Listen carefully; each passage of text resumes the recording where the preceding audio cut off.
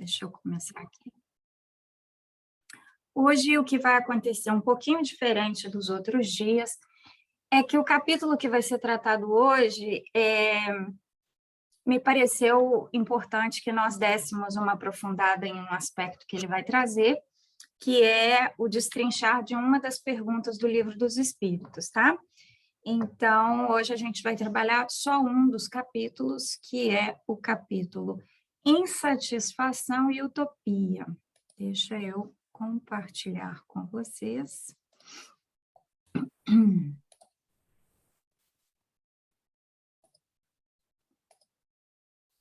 Muito bem. Verinha, tá vendo a minha tela? Tá, então deixa eu colocar em modo apresentação e você me faz sinal de novo. Espera aí. Continua vendo? Em modo apresentação? Beleza. Então, vamos lá. Então, esse é o nosso quinto encontro do livro Momentos de Saúde e Consciência.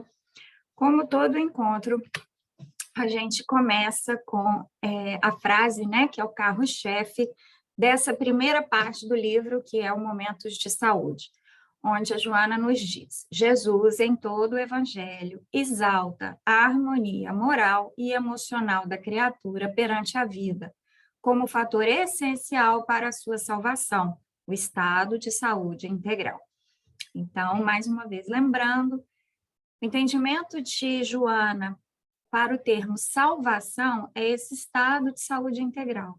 E a gente já teve a oportunidade de ver que o estado de saúde integral, ele só ocorre quando a nossa conexão com Deus está em perfeita harmonia.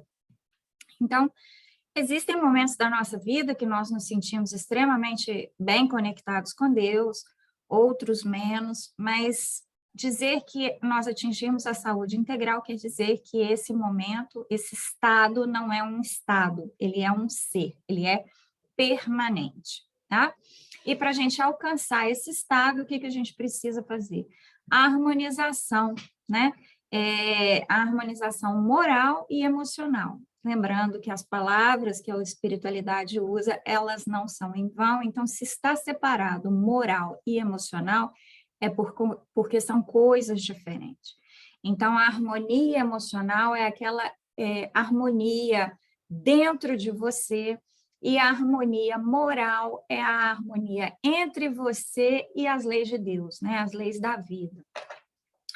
E para quem quer, né? Mas aonde que eu vou encontrar isso? Um manual para eu poder viver, né? Essa harmonia e atingir a minha saúde integral. Jesus passou aqui e deixou para a gente lá essas instruções no Evangelho. Então, não só estudar, ler muito, como vivenciar o Evangelho. Então, esse capítulo de hoje chama-se Insatisfação e Utopias. Eu botei até essa menina muito bonitinha, né, representando aí com esses olhinhos a ideia da utopia, mas pelo sorriso dela a gente não vai falar em satisfação, nós vamos falar em satisfação daqui a pouquinho. E a Joana começa com a seguinte afirmação: o estímulo divino emula-me ao avanço. As leis de incessantes mudanças funcionam em toda parte, ensinando-me renovação e progresso. Sou acionado por uma energia superior que me propele para as cumeadas da vida. O vale é sombra e a montanha conquistada é luz. Satisfeito, saudável e pleno, sou estimulado a vencer e a crescer. Então, o estímulo divino emula-me ao avanço. Então, o que vai ser esse emular-me ao avanço, né? Por que o estímulo divino, ele me impulsiona para o avanço, ele me coloca em direção ao avanço, né? E o que é isso? É o estímulo divino, né? E o estímulo divino, ele é algo extremamente natural, mas existem momentos, ele é tão natural que ele chega a passar despercebido, mas existem momentos da nossa vida que ele fica muito evidente, né? Então, às vezes, a gente está num momento de muito desânimo, desilusão, tristeza, falta de vontade, E aí vem aquele empurrão que você não consegue negar, né? E você tem que atender aquela motivação que chega e você fala, ah, foi Deus quem me fez ir naquele lugar, foi Deus quem me, né? Então é quando a gente reconhece esse estímulo aí, esse empurrão que vem de Deus, né? Através da espiritualidade, através daquilo que a gente às vezes chama de uma coincidência, das palavras de um amigo, de uma intuição, a forma como ele vai chegar e como a gente vai perceber esse estímulo divino, que não é um estímulo que é só para o avanço, né? Aqui especificamente ela está falando do avanço. Mas esse estímulo divino, ele chega de várias formas. E quando ele chega, dependendo da sua dedicação a desenvolver a sua relação com a espiritualidade, você vai ter maior ou menor sensibilidade para perceber que é um estímulo divino, né? Então, às vezes, um livro que você abre aleatoriamente vem uma passagem que era justamente aquilo que você precisava ouvir para seguir em frente. E, na maioria das vezes, é bem discreto. Mas, gente, há momentos na nossa vida em que a gente precisa que o estímulo seja muito objetivo, muito concreto, e a espiritualidade é tão generosa que ela faz isso por nós, tá? Então, às vezes, a gente pede uma mensagem, uma orientação espiritual, e vem a orientação dizendo que é para a gente consultar o coração, a mente, né? Se sondar e decidir. E tem momentos que a espiritualidade fala com a gente de forma mais objetiva, né? Olha, minha irmã, a situação é essa, né? Então, segue teu caminho. Então, esses estímulos são muito importantes e acontecem das formas mais diferentes. As leis de incessantes mudanças funcionam em toda parte. Quando a gente falou aqui, principalmente no livro passado, sobre a questão da saúde, de equilíbrio de energia e tal, e eu sempre fiz questão, né, de falar sobre a fluidez dessa situação. Então, quando a gente diz que uma coisa ela está em equilíbrio, como é o caso da homeostase do corpo humano, que é quando o corpo está com os líquidos, os íons, os prótons, os hormônios em harmonia, a temperatura, a gente fala que o corpo está em homeostase, que é o equilíbrio. Isso não significa que ele está permanente, não. Olhem só, o corpo da gente mantém um calor de aproximadamente 35, 34 graus e meio. Então, imagina, se estiver muito calor do lado de fora e o meu corpo não baixar a minha temperatura um pouquinho para 33 graus, por exemplo, eu vou começar a perder muito líquido, muito sal mineral, e isso vai causar um desequilíbrio. Então, o que ele faz? Ele regula a minha temperatura de acordo com a temperatura ambiental. Então, e agora? Agora está um período de muito frio. Então, o que ele faz? Ele baixa a nossa temperatura para que a gente consiga se adequar melhor. Porque senão a gente vai começar a colocar tanto casaco que a gente vai provocar uma sudorese e vamos perder novamente os sais minerais. Então, quando a gente falar em equilíbrio, eu gostaria que vocês tirassem da mente aquela ideia de uma coisa que se mantém a mesma, não é constância, é equilíbrio. E o equilíbrio ele vai variar de acordo com as circunstâncias. Então, não imagina a sua vida como uma linha reta, né? Lembra que muita gente gosta, né, de usar a metáfora do batimento cardíaco, que uma hora está em cima, né? Então, a gente tem o batimento a sístole e a diástole fazendo esse sinalzinho. Se a linha ficar horizontal ali, acabou. Então, a gente precisa desse equilíbrio. Mas até essa variação, ela segue uma ordem, ela segue a lei natural. Então, as leis de incessantes mudanças, então, não imagina que você chegou num ponto que você pode parar, esse ponto não existe, funcionam em toda parte, ensinando renovação e progresso. Tem uma frase atribuída a Buda que diz o seguinte: o homem não toma, a Buda, a outros filósofos aí da antiguidade, o homem não toma banho no mesmo rio 2 vezes. Porque cada vez que ele entra no rio, o rio não é o mesmo. E cada vez que ele sai do rio, ele também não é o mesmo. Então, a cada minuto da nossa vida, a cada segundo, a cada dia que passa, nós não somos os mesmos, né? Essa mudança é algo que a gente não consegue reter.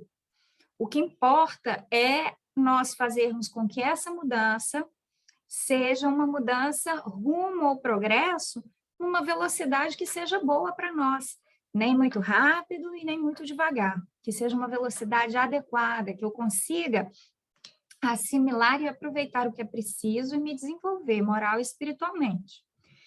Então, o tempo todo nós somos ensinados, nos é mostrado essa necessidade de renovação e progresso, né? O livro dos Espíritos traz para a gente a lei do progresso, então não adianta eu falar assim, não, eu quero ficar aqui para sempre, minha vida assim está boa demais, essa encarnação está ótima, eu tenho o que eu preciso.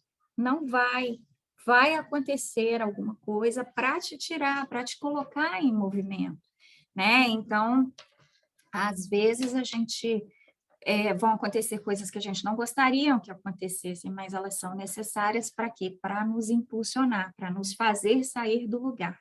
É a força, é a lei do progresso, né? Então, assim, a gente fala até da questão das guerras que aconteceram agora, a pandemia, como circunstâncias necessárias ao progresso da humanidade, para fazer com que nós mudássemos os nossos paradigmas. Vejam só, antes da Segunda Guerra Mundial, havia uma compreensão de que, por exemplo, as segregações raciais, com mortes e tudo, eram aceitas até certo ponto. Mas quando vem a Segunda Guerra Mundial e acontece o Holocausto, que foi assim o ápice do segregacionismo, né? Com uma força e uma crueldade tão grande, aquilo chamou atenção. Eu costumo dizer que um dos textos mais bonitos que a gente tem é o preâmbulo da Carta das Nações Unidas. Ele começa, né, a Carta das Nações Unidas, ela começa dizendo para a gente que as nações reunidas fizeram aquele texto para evitar que aquilo que havia sido visto, né, acontecer na humanidade se repetisse, que aquela tristeza toda, né, voltasse a acontecer. Então, Deus permite, né, muita gente fala assim, mas que Deus cruel, mas esse Deus maravilhoso, ele permite que essas coisas aconteçam para contribuir para o nosso progresso. E Joana segue dizendo, sou acionado por uma energia superior que me propele para as cumeadas da vida. Então, é uma energia que vem de cima, é uma energia dos céus, né? Uma energia divina que me empurra para as cumeadas, para o cume, para o alto da vida. Né? Então, aqui vem sempre a lembrança da gratidão, porque muitas vezes, quando a gente está lá na cumeada, né, no alto da montanha, que está tudo bem, que o ar está limpo e que as coisas estão fluindo, às vezes a gente se esquece de atribuir a quem de direito o fato de estarmos ali. Mas a gente normalmente se lembra quando nós estamos no vale, que aqui ela chama de sombra. O vale é sombra e a montanha conquistada é luz, né? Então, esse elemento vai estar presente na nossa vida. Então, hoje a montanha que eu busco conquistar é a montanha da minha educação espiritual. Então, vamos subir. Quando eu chegar lá em cima, o que eu vou vislumbrar? Outro vale, outra sombra que existe dentro de mim e outra montanha a ser conquistada. Agora eu preciso conquistar a montanha das minhas virtudes. Então, vamos lá, a honestidade, a fraternidade e por aí vai. Então, a cada montanha que a gente conquista, nós vamos conseguir ter uma visão maior de outros vales da nossa vida que nos mostram, né, outras montanhas a serem conquistadas. E aí ela fala qual é a posição que a gente tem que ter diante desse alto e baixo, alto e baixo. É uma posição de quê?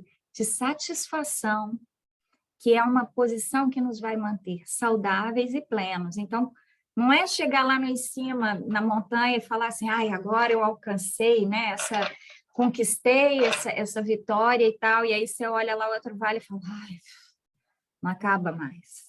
Ai, lá vem outro vale. Ai, mais um. Ai, não, opa, já conquistei mais um. Beleza, estou renovada. Agora que eu conquistei, fiquei aqui, comemorei um pouquinho. Vamos lá, bora para o próximo vale. Saudável, plena, agradecido. Ó, obrigada, Senhor.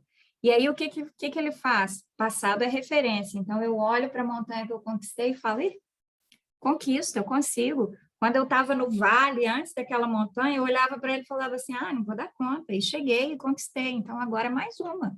Então, a gente precisa usar esse referencial das conquistas passadas para se sentir o quê? Estimulado a fazer as novas conquistas. E as montanhas vão ficando mais altas para quem vê de fora. Mas para a gente que está dentro, a gente vai sentindo que os vales vão ficando mais rasos e que os cumes vão ficando menos altos. Por quê? Porque a nossa perspectiva já não é nossa. Não é uma perspectiva sozinha de onde nós estamos. É uma perspectiva acompanhada do divino. Então, por isso que eu digo, não são os seus problemas que ficaram menores. Eu hoje sou uma pessoa espírita, ou eu sou uma pessoa cristã e ajudo muita gente, e depois que eu comecei a ajudar muita gente, meus problemas apareceram. Primeiro, mentira, né? A gente sabe que não é verdade, que o fato de você aí fazer caridades e tal, que isso não vai fazer os seus problemas aparecerem. Mas, provavelmente, você vai ter essa sensação de que ou desapareceram ou diminuíram, né? Às vezes a gente nem se dá conta, porque a gente não está contando o problema mais. Aí você fala assim, nossa, mas eu estou numa maré tão boa, né? Graças a Deus e tal. E nessa maré tão boa, você enfrentou um monte de problema, mas você não deu bola para eles, porque a sua perspectiva não era sua, solitária, do seu mundo pequeno, individual e material. Era uma visão do todo. Então, aquilo ali que teria sido um problema, ou uma dificuldade, não sei o quê, passa a ser só uma pequena circunstância. É só uma paradinha aqui no caminho, para descer, esticar a perna, os braços, aprender uma palavra nova e vamos seguir em frente. Tá? Então, não são os vales não vão deixar de ser profundos e os cumes não vão deixar de ser altos, mas a sua perspectiva sobre vales e cumes vai ficando menor. A gente para de olhar assim para a montanha e falar assim, eu não dou conta. Você nem para pensar se você dá conta ou não, porque você vai sentindo essa presença tão grande da espiritualidade, do divino na sua vida, que você não questiona mais, você tem tanta certeza, né, que vai acontecer, que você só começa a subir a montanha. E aí, quando você vê, já terminei, oba, terminei mais uma, vamos lá, vamos embora para outra. Você nem se dá mais aquele tempo de, comemorar, que coisa, né? Então, é isso que a Joana traz para a gente nesse capítulo. E agora vamos ver de que forma que ela fala isso para a gente nesse capítulo.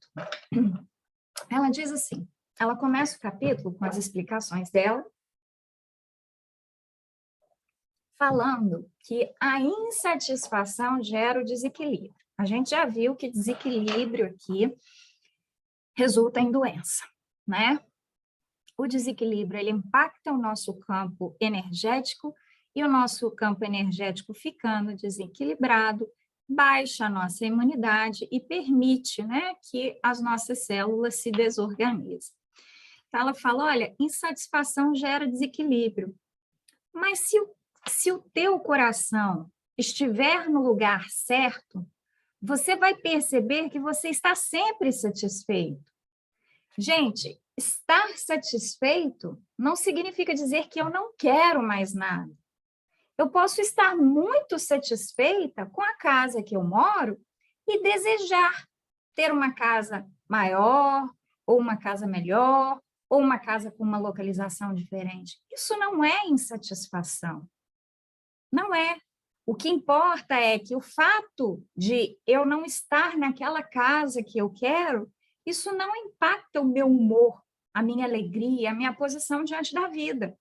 Então, olha, eu tenho esse corpo e esse corpo veio com uma deficiência, vamos supor, veio com uma deficiência. Mas eu estou satisfeita, eu gostaria de não ter a deficiência, gostaria, mas o corpo tem, então vamos aceitá-la e vamos seguir em frente, não é porque o meu corpo não dá conta, porque o meu corpo não quer, né? Então a gente precisa entender que querer melhorar não é sinônimo de insatisfação. A insatisfação é aquilo que te faz buscar mecanismos de evasão, mecanismos de fuga da realidade. Tá? Então, a gente procura a felicidade falsa, a felicidade que não existe.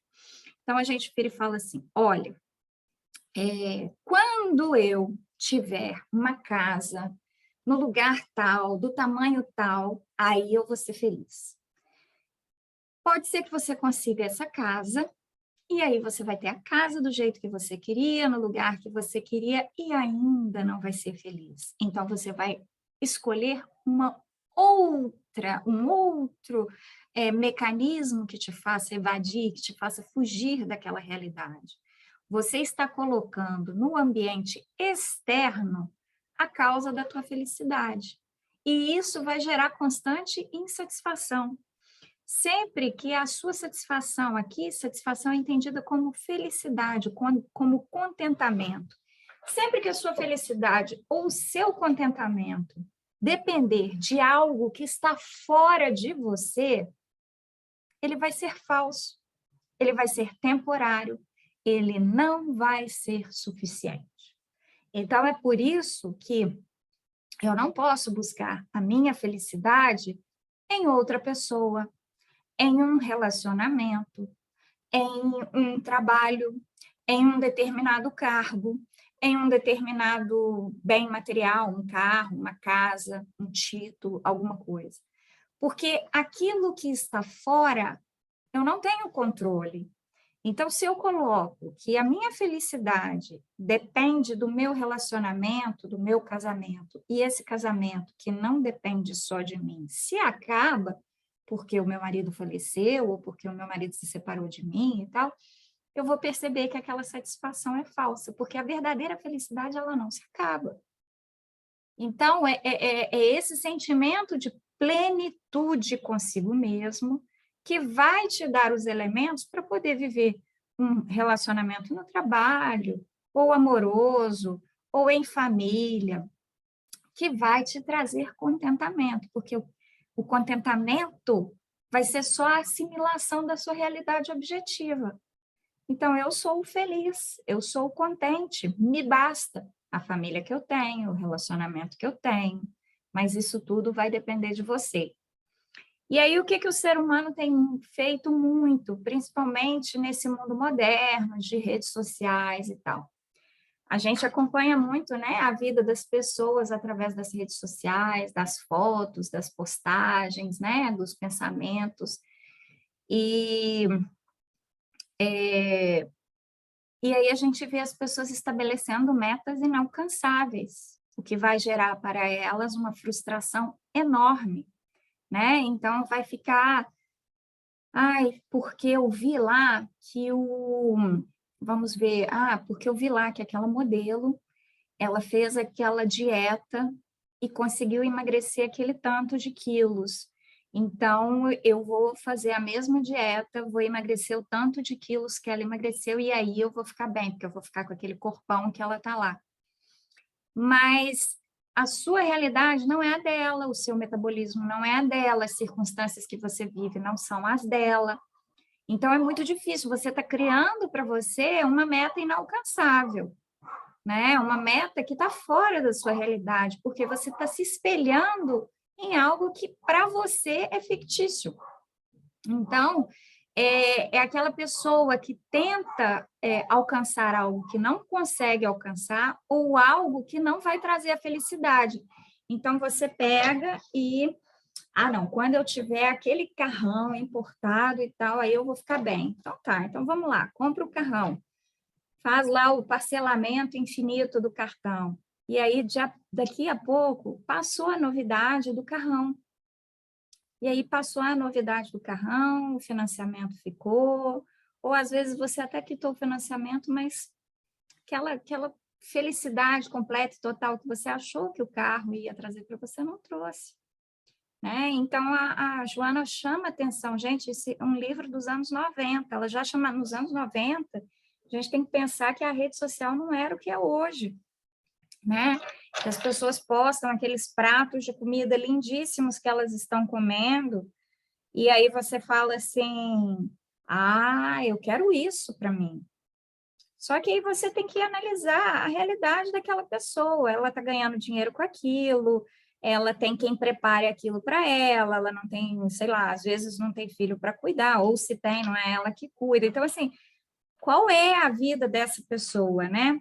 Eu lembro que uma vez comentaram assim comigo, meu primeiro filho nasceu mais ou menos meses de diferença com o primeiro filho da Carolina Dickmann, aquela atriz loira, bonitinha lá da Globo. A gente é mais ou menos da mesma altura e tudo. E eu lembro que chegaram assim para mim e falaram assim, nossa, 1 ano depois que a Carolina Dickmann teve filho, ela voltou ao antigo corpo dela, e você não. Aí minha resposta foi, bom, ela ganha para ser bonita. Então, se ela não consegue recuperar o corpo, se ela não passa 3, 4 horas malhando, e ela, né, nas entrevistas ela dizia que ela fazia 3 horas de balé por dia para conseguir aquele resultado, ela não sobrevive. Ninguém me paga para fazer ginástica, gente. Eu acho que talvez se pagassem, pode ser até que eu resolvesse fazer, mas ninguém me paga para fazer ginástica. Então, entre gastar 3 horas fazendo balé e 3 horas lendo e estudando, eu vou passar 3 horas lendo e estudando. Então, assim, a gente tem que colocar as coisas dentro da nossa realidade. E aí, colocando dentro da nossa realidade, a gente vai adquirindo metas alcançáveis. Olha, eu não consigo fazer o que essa pessoa faz, porque minha realidade é diferente da dela. Mas o que eu posso trazer para a minha vida de aprendizagem e de meta alcançável? Olha, uma pessoa que conseguiu, por exemplo, parar de tomar remédio para diabetes porque fez um controle alimentar diferente. Eu posso procurar um médico, conversar com ele, falar que eu quero, né, tentar parar de tomar o medicamento, vamos ver se é possível, vamos tentar tal dieta e tal. Metas alcançáveis ou metas que, ao atingir o resultado, não vão dar aquela sensação de, é frustrante, né? Porque são minhas metas.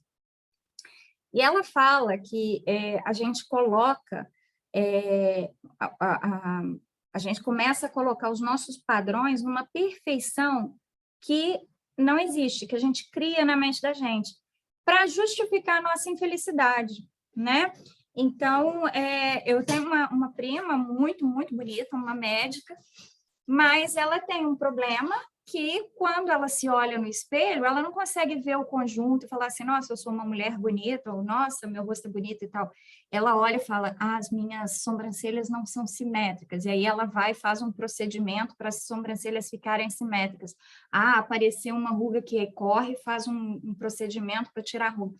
Então, toda vez que ela se olha no espelho, é como se um radar ligasse buscando qual é o defeito, criando na mente dela uma perfeição que não existe e que justifica o estado de permanente insatisfação e infelicidade consigo mesmo.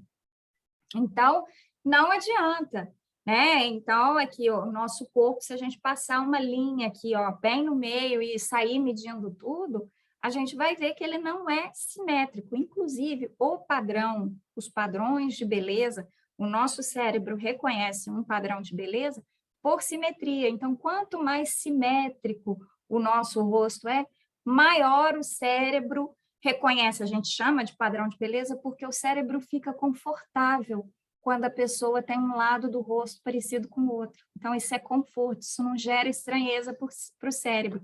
Então, na realidade, a beleza para o cérebro, ela é percebida pelos padrões de conforto, né? Por isso que obras de arte com aquelas cores jogadas muito fortes, sem padrão, causaram um impacto, mas tem muita gente que olha para aquilo e não consegue perceber nada de belo. Por quê? Porque o cérebro não consegue estabelecer um padrão, né? Isso é essa posição do nosso cérebro, ela reflete os nossos instintos de sobrevivência. Então, o conhecido é seguro. Ainda que eu saiba que ali tem violência, que ali tem perigo, eu sei o que tem. Mas o desconhecido, né, as cores muito fortes, a falta de forma, isso é desconhecido para o cérebro, então isso cria desconforto. E daí vem a questão da estética. Então, ela fala isso, as pessoas começam a procurar só defeitos, né? E começam com essa busca do perfeccionismo e isso vai gerar infelicidade, frustração.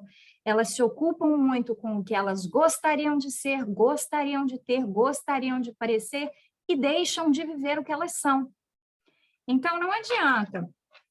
Eu gostaria de ser um espírito super evoluído, que não precisasse comer chocolate para, às vezes, ficar mais alegrinho, que adorasse fazer ginástica. Na realidade, eu queria ser um espírito super evoluído, porque eu não ia precisar fazer ginástica. Mas, enfim, eu queria ser, mas não sou. Então, vamos viver com o que eu sou. Então, o que eu sou é o quê? É alguém que precisa fazer uma atividade física para ficar saudável, é alguém que tenta manter uma dieta harmônica para, de vez em quando, poder comer o chocolate sem criar problemas no organismo. Então, o que eu sou, de fato, nesse momento, e a gente já vai entrar nesse pedaço, porque o que a Joana fala para a gente é o seguinte, não dá para você ficar aí esperando um milagre acontecer de dentro para fora. Os milagres não acontecem de dentro para fora, a gente acha, né? Ah, veio aquele negócio que eu estava precisando, veio para mim. Deixa eu te falar, você entrou em harmonia com a espiritualidade e fez por merecer para aquele negócio vir para você. Ou ele veio para você como uma aprovação, mas veio. Então, ele não vem de fora, é você quem trabalha para ele acontecer. Então, a gente fica esperando um milagre vir de fora, sem fazer esforço e sem mudar de atitude. Recentemente, a gente estava tendo uma conversa aqui com o meu filho sobre resultados diferentes, né?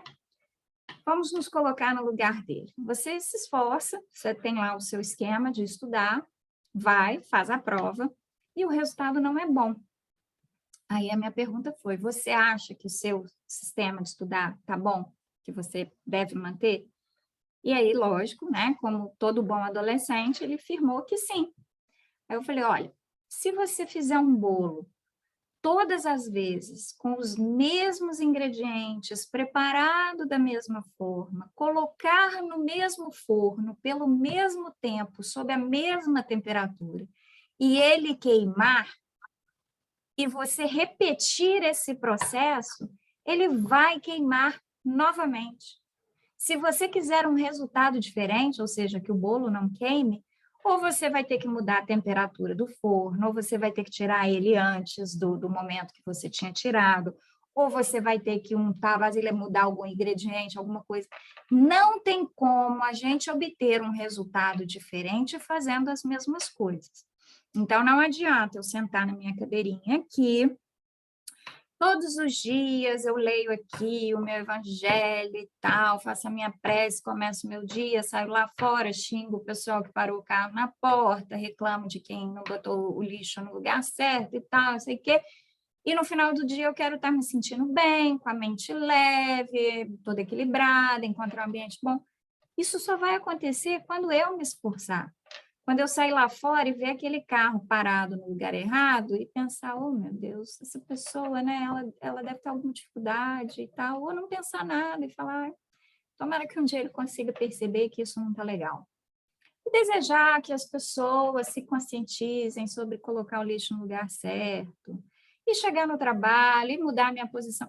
Gente, se a gente não muda a nossa atitude, não faz um esforço para essa mudança acontecer, os resultados vão continuar sendo os mesmos, tá? E aí ela dá a formulazinha, que é uma fórmula que esse grupo aqui já vem trabalhando, e a galera que chegou aqui agora vai ver que vai começar a sentir isso acontecer, porque o nosso trabalho aqui é um trabalho de autoconhecimento. A gente não vem aqui segunda-feira para falar sobre os ensinamentos de Joana e fica assim, ai, fulano precisava ouvir isso, ai, Beltrano tinha que estar aqui, ai, porque eu vou comprar esse livro. Não, você vem aqui em busca de autoconhecimento. Então, a gente chega aqui e fica pensando, o que isso aqui quer dizer para mim? Nossa, mas isso aqui caiu... Daí a pouco você fala assim, você vai chegar num ponto, eu falo assim, que chega a ser egocêntrico, né? Você vai falar assim, nossa, tudo que Joana escreveu foi para mim, não é possível, né? Porque você começa a ver o tanto que as coisas te servem. Então, esse aqui é um grupo sobre autoconhecimento, sobre descobrir, né? Redescobrir a si mesmo. Vamos lembrar que cobrir é colocar uma coberta, né, sobre algo. Então, a gente já descobriu, mas aí a gente cobre de novo, né? Então, eu sei quem eu sou, mas isso dá trabalho. Então, cobre de novo. Então, vamos lá. É redescobrir, né? Então, trazer à tona o seu self, quem você é de verdade, se conhecer, assumir o tempo todo que quem você é hoje, a única pessoa responsável por quem você é hoje é você.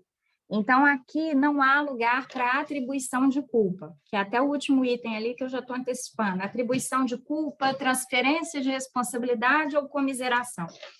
Aqui não é um grupo onde a gente fica assim, eu sou assim porque a minha mãe me tratava assim, eu sou assim porque eu nasci não sei aonde, eu sou assim porque eu não tive isso, eu sou assim porque eu tive aquilo. Não. Aqui é você é o que você plantou, porque a gente já viu que a semeadura é facultativa, mas a colheita é obrigatória. Então, se você teve uma mãe que te tratou assim, houve uma semeadura lá atrás que possibilitou que você fizesse essa colheita agora.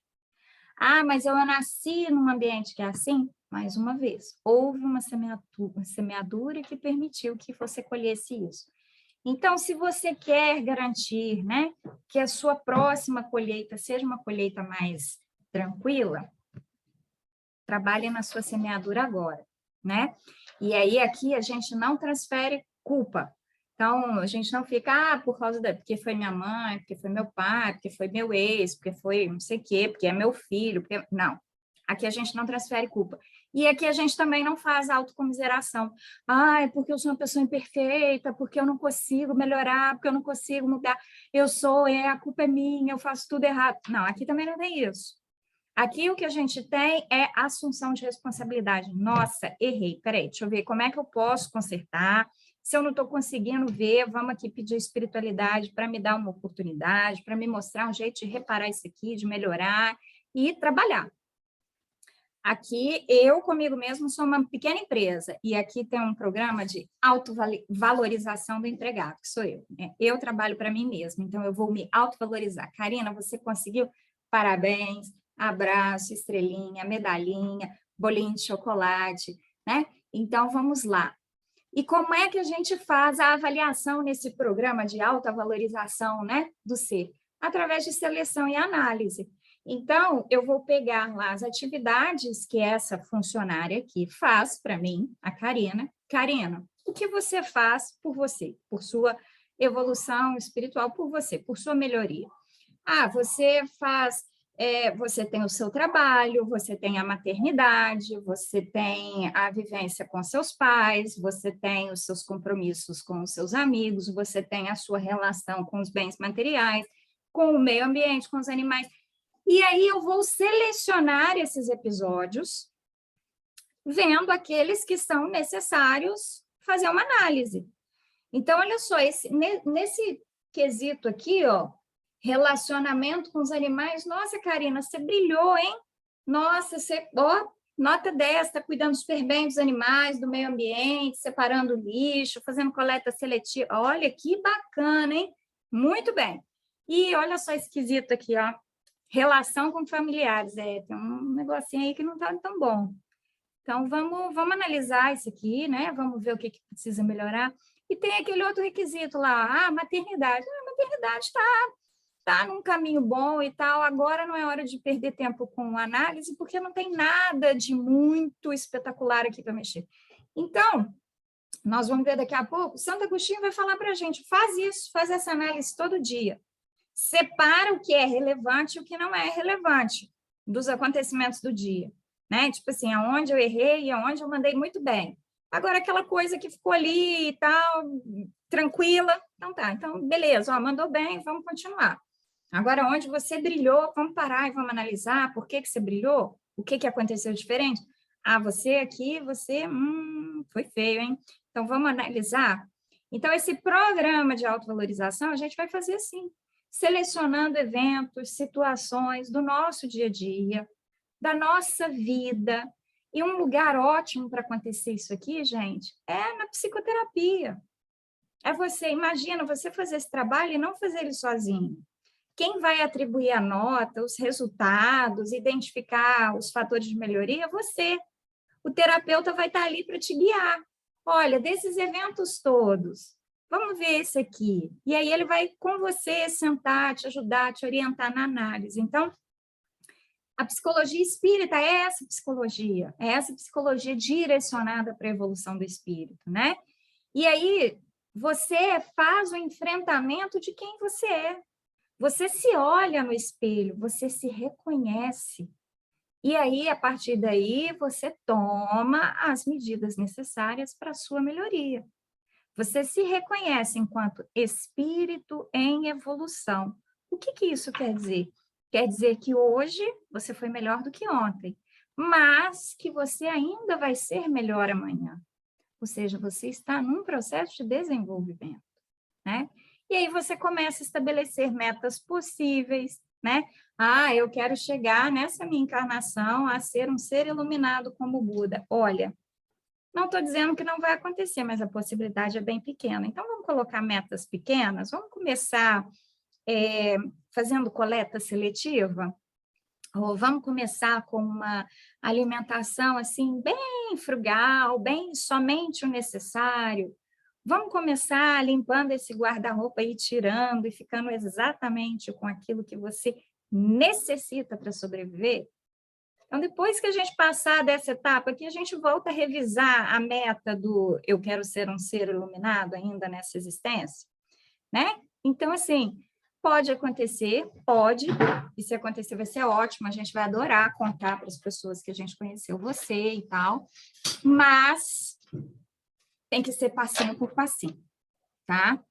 E aí a Joana coloca isso para a gente. E ainda nesse capítulo, ela coloca para a gente o seguinte: quando a gente faz essas análises, esse processo de autoconhecimento, de se enxergar, quando a gente começa a ver quais são as nossas metas, a gente começa a trabalhar o nosso coração para ele estar sobre as coisas, né, verdadeiras, a gente cria novos conceitos.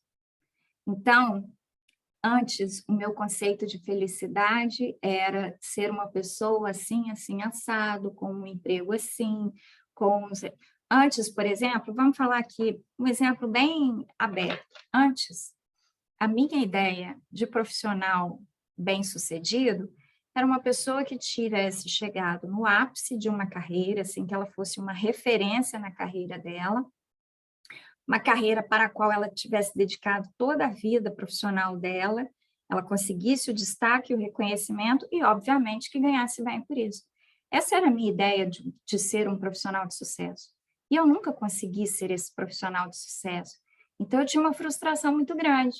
E nesse trabalho de autoconhecimento e tudo, é que eu consegui enxergar o que era realmente qual é o meu conceito de profissional de sucesso. Então, hoje, quando alguém vira para mim e fala, Karina, tá, você está estudando aí neurociência e tal, mas como é que ganha dinheiro com isso? Minha resposta é, não sei. Quase igual o Chicó, não sei, só sei que é assim. Por quê? Porque esse não é o meu foco, o meu conceito de profissional bem-sucedido não é mais daquela pessoa reconhecida que ganha bem e tal. O meu conceito de profissional bem-sucedido é daquela pessoa que vai trabalhar com um sorrisão no rosto, porque ela está fazendo o que ela ama e ela ganha o suficiente para conseguir pagar as contas e dar uma vida confortável para aqueles que ela ama. Pronto. Para mim é isso hoje. Então, assim, mas esse não era o meu conceito 10, 15, 20 anos atrás, né? Então, é preciso que aconteça todo esse processo de autoconhecimento, de redescobrimento, para que a gente coloque isso no lugar. E a partir do momento que a gente cria esses novos conceitos não podem ser só da boca para fora. Eu não posso virar e falar assim, profissional bem-sucedido é aquele que trabalha feliz fazendo o que faz e ganha o suficiente para sobreviver. E aí eu fico aqui, eu preciso ganhar mais, eu preciso arrumar um jeito de ganhar mais, então assim, ou então eu vou trabalhar, que saco, lá vou eu trabalhar. Eu não estou vivendo o meu novo conceito. Eu tenho que criar esse novo conceito a partir da minha vivência. E a Joana fala que os sentimentos de rebeldia, né, do tipo, eu não merecia isso, eu tinha que ter aquilo, eu tinha que ser assim, e de preguiça, que é a falta de vontade de se esforçar pelas mudanças, por alcançar as tais metas, é que gera um sentimento de insatisfação. Então, realmente, quando a gente se esforça, né, você vê aí o pessoal que tem a galera que malha mesmo, faz dieta, isso já aconteceu na minha vida, em episódios bem esporádicos, eu malhei, fiz dieta e tal, emagreci, fiquei numa felicidade, emagreci e tal, beleza. Assim como foi hoje aqui, eu ainda compartilhei com o pessoal no início, né, estudei e tal, fui lá, defendi meu trabalho de conclusão do meu MBA, o resultado foi ótimo. Então, assim, quando você vê o seu esforço retornando, isso te dá o sentimento de satisfação. E ela conclui esse capítulo dizendo, não te permitas utopias. O que são utopias? São coisas impossíveis de se realizar, coisas que não têm cabimento. Utopias existenciais, partindo para a conquista de realizações legítimas. Então, não se permita criar na sua cabeça um mundo de ilusões. Pare de fazer isso, de sentar, imaginar, né? Eu vou fazer o seguinte, eu vou sair hoje à noite, vou para o barzinho com as minhas amigas, eu vou chegar lá, vou encontrar um homem rico, bonito, perfeito, sem passado, sem filho, sem ex-mulher, e vou ser feliz para sempre. Utopia existencial. Não vai, ele vai ter problema, ele vai ter ex, ele tem alguma coisa. Que é, né? Laranja madura na beira da estrada, ou tá ruim ou tá bichada, né? Então, é melhor não ir com essa utopia. Vai para a conquista de uma realização legítima. Se você quer sair com o propósito de encontrar alguém especial, vá pensando que é uma pessoa boa, que vai trazer alguma coisa de bom para sua vida, né? Que seja uma pessoa honesta, trabalhadora, aquela coisa. Ou então deixa acontecer, vai construindo devagarzinho realizações legítimas, né? Sem esse folclore. E aí, o que eu achei de importante nesse capítulo? Como ela fala de análise, de autoconhecimento, eu quis trazer aqui para a gente relembrar a pergunta 919 do Livro dos Espíritos. Qual o meio prático mais eficaz que tem o homem de se melhorar nesta vida e de resistir à atração do mal? Um sábio da antiguidade vos disse, conhece-te a ti mesmo. Ou seja, a resposta da espiritualidade para essa pergunta, como é que eu me melhoro e como é que eu venço o mal? Autoconhecimento. E aí o Santo Agostinho virou e resolveu responder essa outra pergunta aqui do Kardec. Conhecemos toda a sabedoria do autoconhecimento, porém, a dificuldade está precisamente em como fazer isso. Qual é o meio de consegui-lo? E aí o Santo Agostinho vem e fala, fazei o que eu fazia. Quando eu vivi na Terra, ao fim do dia, interrogava a minha consciência, passava revista ao que fizera, ou seja, ele passava o dia inteiro na mente dele, ali na hora que ele ia dormir, todos os eventos do dia dele, e perguntava a mim mesmo, se não faltar algum dever, se ninguém tiver motivo para de mim se queixar. Então, vou deitar a cabeça hoje no travesseiro, passando o meu dia desde de manhã até a hora de eu dormir. Fui educada com todo mundo que eu tive a oportunidade de encontrar no meu caminho, fui gentil. As pessoas que tiveram na minha presença, alguma delas tem alguma coisa para se queixar de mim, deixei de fazer alguma coisa que eu podia fazer, podia ter feito algo mais, então faz essa avaliação antes de dormir. Foi assim que cheguei a me conhecer e a ver o que em mim precisava de reforma. Aquele que todas as noites evocasse todas as ações que praticara durante o dia e inquirisse a si mesmo o bem ou o mal que houvera feito, rogando a Deus e ao seu anjo da guarda, né, aos nossos mentores, que o esclarecessem, grande força adquiriria para se aperfeiçoar, porque, crede-me, Deus o assistiria. Então, como é que a gente passa esse dia em revista? A gente passa ele com um caderno e uma lente de aumento, anotando onde eu fui bem, onde eu fui mal? Não. A gente passa ele através da oração. Pede ao seu mentor, os seus guias espirituais, pede a Deus que te dê sabedoria para identificar as oportunidades que você teve de ser bom e não foi, as oportunidades que você teve de ser melhor e não se aproveitou, né? Então, para que ele te mostre o que poderia ter sido feito no seu dia de melhor, para que você consiga modificar isso da próxima vez.